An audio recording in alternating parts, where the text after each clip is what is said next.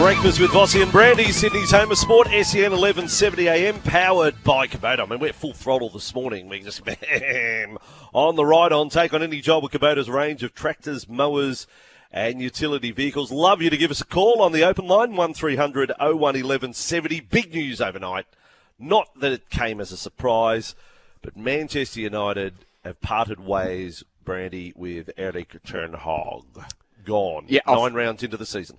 Yeah, off the back of their 2-1 loss to West Ham in the most recent of their EPL clashes, he was lucky to get a job this year. He really was. If he was gone, if they didn't win the FA Cup last year, I don't think they sign him up for another year. But anyway, they sit 14th. That's the lowest I think they've sat. I think it's at this stage of the year. Yeah, in terms of points, I think it's their second lowest in the history of the EPL. They've scored only 8 goals this year, Brent, in the EPL. 8 goals in 9 games. That's not good. And 3 draws in the Europa League haven't helped either. So they're I don't know how many teams over. Have they been buying the right players too? I don't know. Have they been buying the right players? So yeah, that is big news. Even though it was I guess predicted after the loss on the weekend. The Melbourne Cup was launched yesterday. We've got Australia A getting underway, and we've been speaking about the opening position. Well, it's D-Day for the openers. Constas, Harris, Bancroft.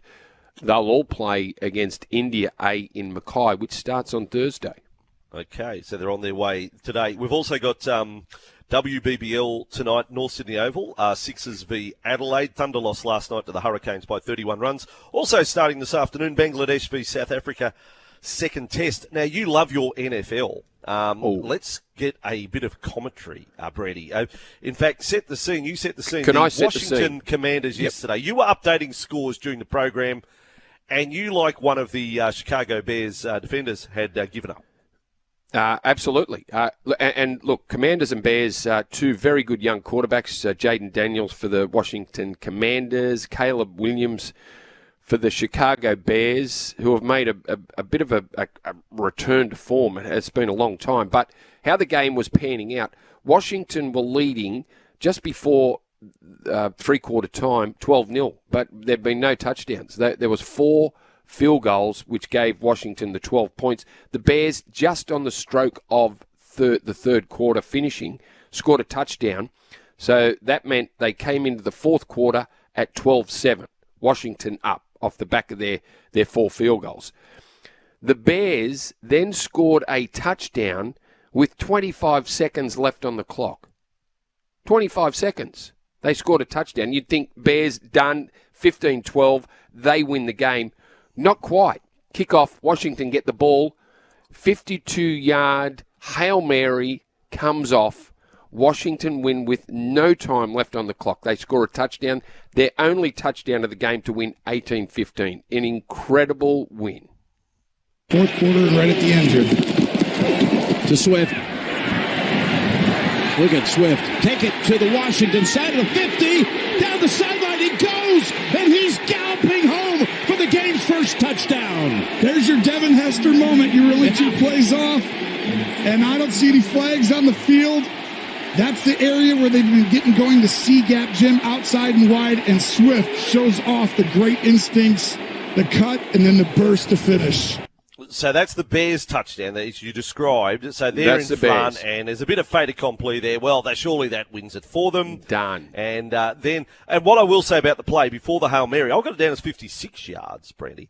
But there's a lot of run. It isn't just a snap back to the quarterback and he throws 56 yards. He is running around like he is cornered. He's absolutely cornered. He goes right, he goes left, he goes straight, he goes back, he goes right, he goes left before releasing the pass. Let me tell you that Jaden Daniels ran around in circles for 12 seconds, 12.7 seconds, and it is the longest a quarterback has run around and delivered a touchdown pass. The longest ever. 12.7 seconds. That is amazing. That's an eternity. That is amazing. And this is the Washington Commanders radio call. So a little bias. Let's have a listen. Bears at 8 deep. 4 of them at the goal line. They bring 3. Daniels backing up. He's just going to have to let one fly. Goes to the right side. Steps away from the defenders, gives himself some time, now steps up, fires, heads towards the end zone. It is...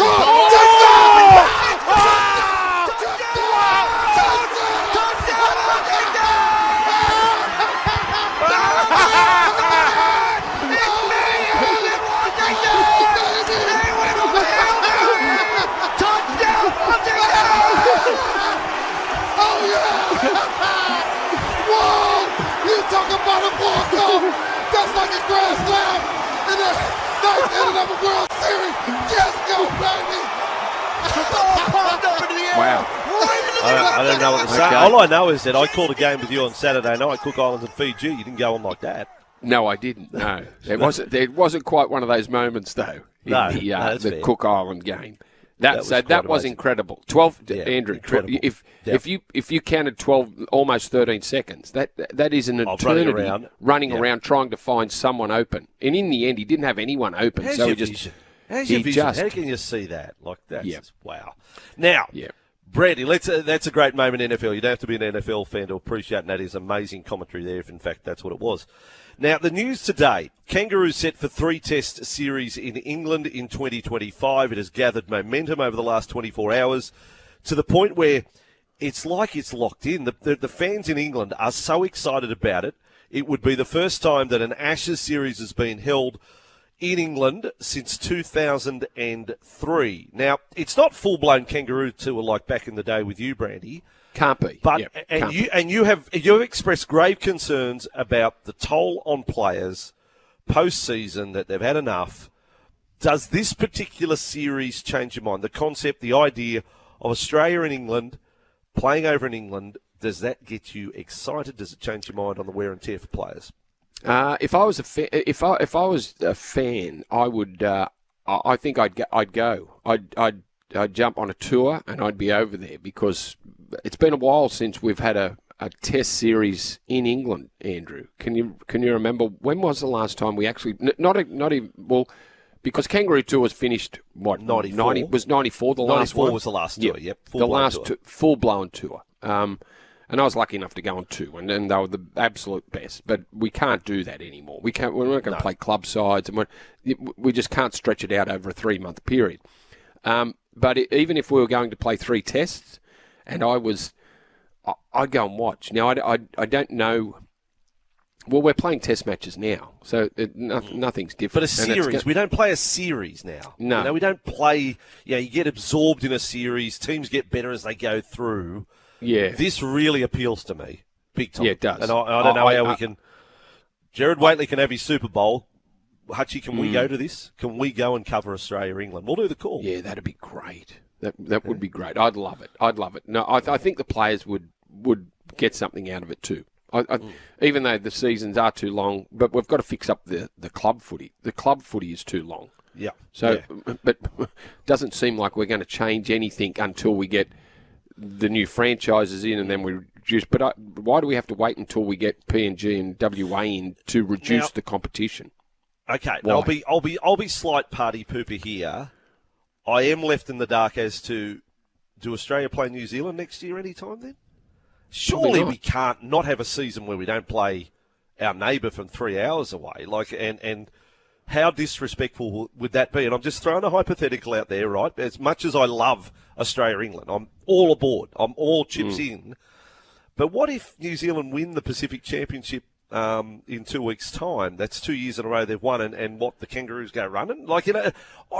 Somehow there has to be, at the very least, one Australia-New Zealand test match. We cannot turn our back on our nearest neighbour and not be playing New Zealand every year. Every year.